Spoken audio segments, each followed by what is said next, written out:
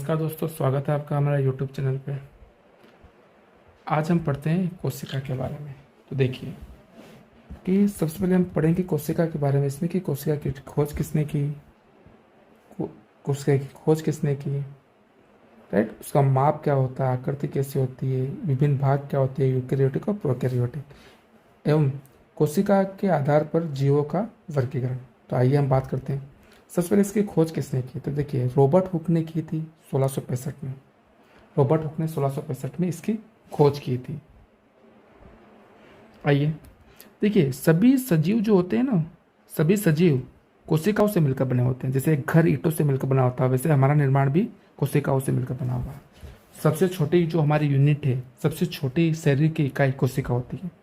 खोज किसने की थी, रॉबर्ट हुक ने 1665 में। उसने कोर्क की पतली स्लाइड काटी और उसे माइक्रोस्कोप से देखा, तो उसने मधुमक्खी के छत्ते के समान संरचनाएं देखी और इसी को नाम उसने कोशिका दिया। आगे देखते हैं। देखिए कोशिका के आधार पर कि उसमें कोशिकाएं कितनी, इसके आधार पर कोशिकाओं को वर्गीकरण, एक तो बहुकोशिक है, ऐसे जीव जिनमें जिनका शरीर एक से अधिक कोशिकाओं से मिलकर बना होता है उन्हें बहुकोशिकीय जीव कहते हैं। उदाहरण जैसे गाय, बकरी, कुत्ते, बिल्ली, मक्खी, चींटी, ये सारे इसका एग्जाम्पल है। और जो सिर्फ एक कोशिका से मिलकर बना होता है उससे एक कोशिकीय जीव कहते हैं, जैसे अमीबा व पैरामीशियम। ओके, अमीबा व पैरामीशियम इसका एग्जाम्पल है। देखिए एक कोशिकीय जीवों में भी सभी चीजें होती है, सभी चीजें यानी कि श्वसन भी होता है उनमें, पाचन भी होता है, वृद्धि भी होती है और जनन भी होता है। कोशिका के अंदर एक केंद्रक होता है, राइट। इस केंद्रक के चारों तरफ झिल्ली पाई जाती है, जिसे केंद्रक झिल्ली कहते हैं। अगर ये केंद्रक झिल्ली उपस्थित होती है, देखिए ये कोशिका है, कोशिका के अंदर ये केंद्रक है, ये केंद्रक वाले ये जो झिल्ली है, अगर किसी कोशिका में ये केंद्रक झिल्ली है तो उसको हम कहते हैं प्रोकैरियोटिक। अगर ये नहीं होती है तब हम इसको कहते हैं प्रोकैरियोटिक। अगर ये झिल्ली उपस्थित होती है तब इसको कहते हैं यूकेरियोटिक। आगे आएगा वापस और देखेंगे हम इसको। अब देखिए कोशिका का माप, आमाप या फिर साइज, ये देखते हैं। तो देखिए जो जीवाणु होती है, नॉर्मली सबसे छोटी कोशिकाएं होती है जीवाणु, उनका आकार लगभग 0.1 से 0.5 माइक्रोमीटर होता है, राइट। जीवाणु कोशिकाएं छोटी होती है बहुत। सबसे बड़ी कौन सी होती है, शुतुरमुर्ग का अंडा सबसे बड़ा कोशिका है, जिसकी साइज है 170 से 130 मिलीमीटर, यानी कि 17 सेंटीमीटर और 13 सेंटीमीटर। ओके, इसलिए इसके अलावा अगर हम आकृति की बात करें, कोशिका की आकृति की, तो कुछ की आकृति निश्चित नहीं होती, कुछ कोशिकाओं की, जैसे अमीबा व माइकोप्लाज्मा। देखिए ये अमीबा है तो इसकी आकृति फिक्स नहीं है, राइट। तो कुछ की आकृति फिक्स नहीं होती। इसके अलावा कुछ की आकृति कैसी होती है, चपटी व गोल होती है, जैसे लाल रक्त कणिका, ये देखिए चपटी एवं गोल। ओके, कुछ आकार में लंबी होती है, देखिए लंबी है, और सिरों पर चपटी होती है, लंबी एवं तर्कुरूपी। सिरों निकुले होते हैं, इसके पेशी यानी कि हमारे मसल्स की कोशिका है, ठीक है। और कुछ क्या होती है, बहुत लंबी होती है और शाखित भी होती है, जैसे तंत्रिका कोशिका है। देखो ये तंत्रिका कोशिका है, बहुत लंबी भी है और ब्रांच भी है, शाखा भी है। ओके, सामान्यतः जो कोशिका होती है वो गोल होती है, चपटी होती है और थोड़ी बहुत लंबी भी होती है, राइट। और कोशिकाओं का जो आकार होता है वो उनका कार्य के आधार पर होता है, राइट। जैसे कि कोई एक चूहा और एक बिल्ली है, या फिर एक चूहा और एक इंसान है, तो ऐसा नहीं कि उसमें तंत्रिका कोशिका अलग अलग प्रकार की होगी, उसकी साइज अलग होगी, वो ऐसी होगी, नहीं। तंत्रिका कोशिकाओं का बस एक ही कार्य है कि संदेशों को एक जगह से दूसरी जगह पर पहुंचाना। वो मनुष्य और चूहों में सब में सेम होती है, ठीक है। अब अगर हम कोशिकाओं की बात करें तो कोशिकाएं देखो सजीव की संरचनात्मक इकाई कोशिका है, यानी कि हमारा शरीर इसी से मिलकर बना हुआ है।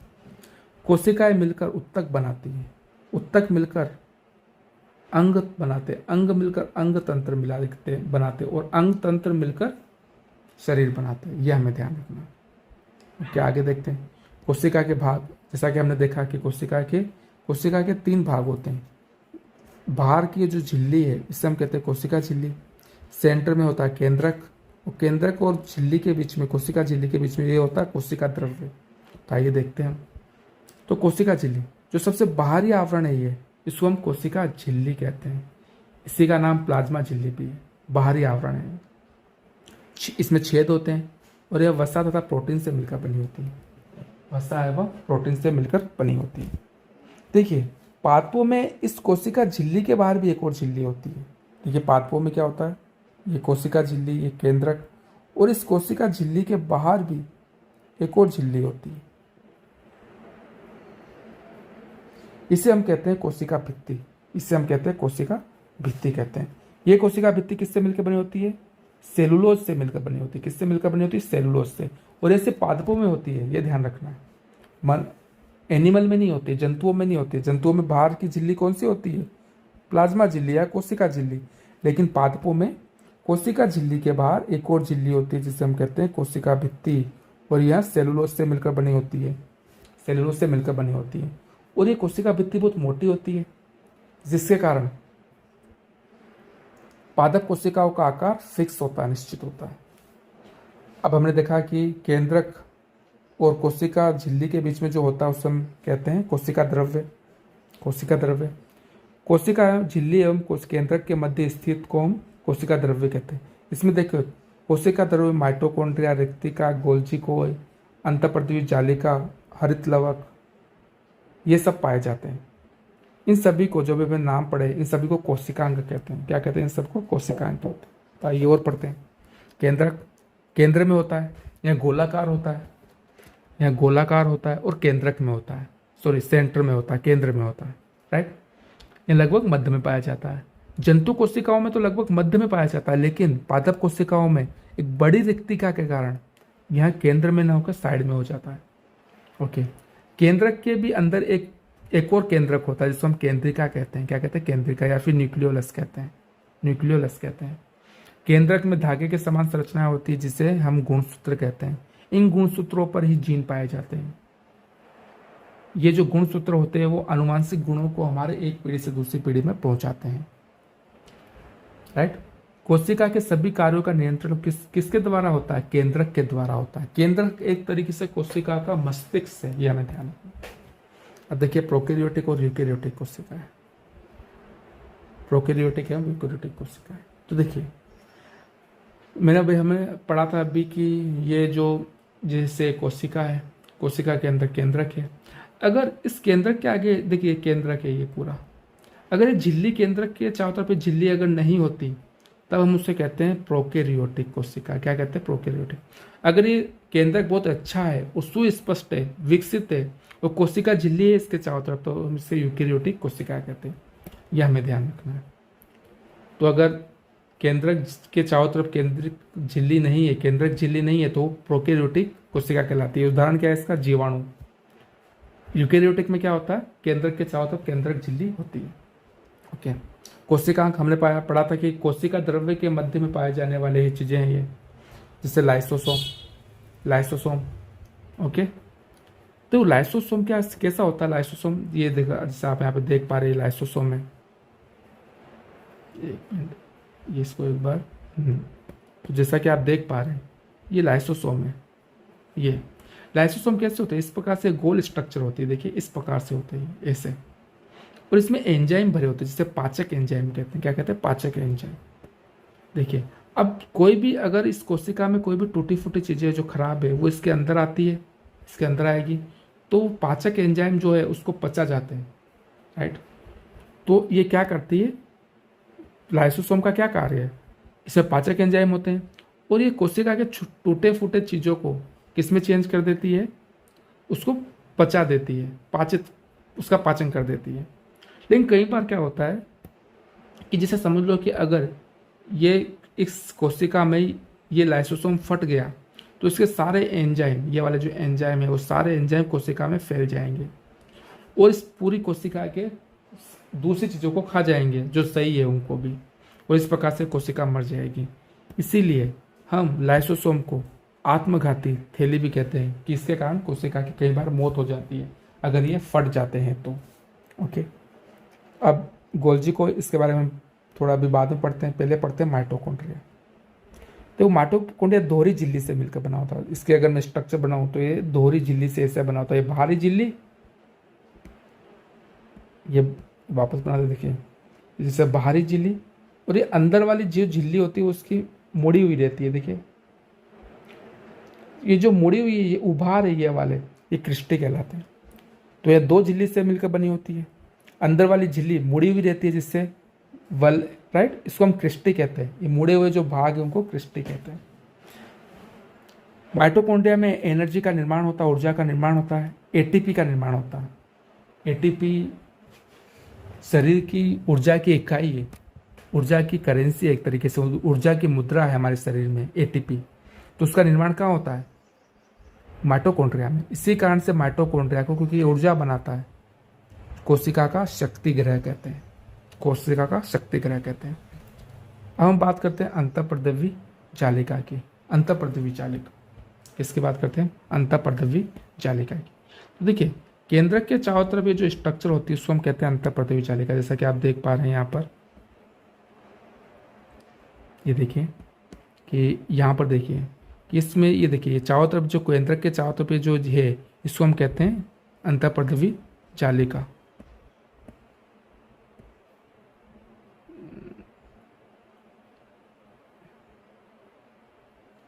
अंतःपर्दवी जालिका। अब देखिए इसको अगर मैं बना के बताऊं तो जैसे एक केंद्रक है, केंद्रक के चारों तरफ इस टाइप से स्ट्रक्चर होती है। देखिए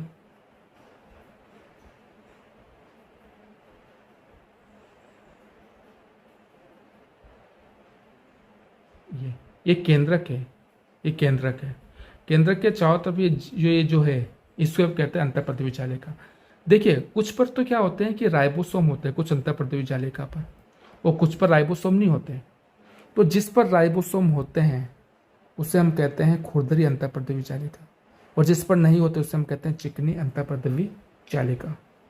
ओके, जो खुरदरी होती है जिस पर राइबोसोम होते हैं वो प्रोटीन का निर्माण काम करती है, प्रोटीन बनाती है। क्या बनाती है? प्रोटीन। और जो चिकनी होती है जिस पर क्या नहीं होते, जिस पर राइबोसोम नहीं होते, वो एक तो वसा बनाता है। क्या बनाता है? वसा, ये हमें ध्यान रखना। और लिपिड बनाता है, लिपिड, ये दोनों चीज़ें बनाता है, राइट, हमें ये ध्यान रखना है। जबकि खुरदरी वाली जिस पे राइबोसोम होते हैं वो क्या बनाता है? वो बनाता है प्रोटीन। अब देखिए इसी के पीछे है ना ये अंतःपर्दवी जालिका, जब कुछ लिक्विड बनाती है, रसायन बनाती है, तो रसायन बनने के बाद में इसके कुछ हिस्से इससे अलग हो जाते हैं ऐसे, और उसमें जो भी इसने रसायन बनाया वो रसायन इसमें भरे हुए रहते हैं, राइट। ये देखिए इसमें रसायन भरे हुए हैं, ये इससे अंतःपर्दवी का जालिका का भाग है, लेकिन ये इससे दूर हो गया। अब ये कहलाता है गोल्जी कोय। क्या कहलाता है? गोल्जी कोय। जैसा कि अभी मैंने ऊपर छोड़ा था, ये गोल्जी कोय। तो देखिए गोल्जी कोय, इसकी डिस्कवरी किसने की थी? कैमिलो गोल्जी ने की थी। ये क्या होता है कि अंतःपर्दवी जालिका का ये एक हिस्सा है। तो अंतःपर्दवी जालिका जो भी बनाती है, संश्लेषित करती है, वह इसमें भर देती है, राइट। गोल्जी उपकरण में बंद कर दिए जाते हैं। और अब ये क्या करते हैं कि ये गोल्जी उपकरण यहाँ से कहीं पर भी जा सकते हैं, जहाँ पर भी जरूरत होती है इस कोशिका में वहाँ पर चले जाते हैं और वहाँ पर उसका उपयोग किया जाता है। तो इस प्रकार से गोल्जी हो गया, गोल्जी कोय हो गया।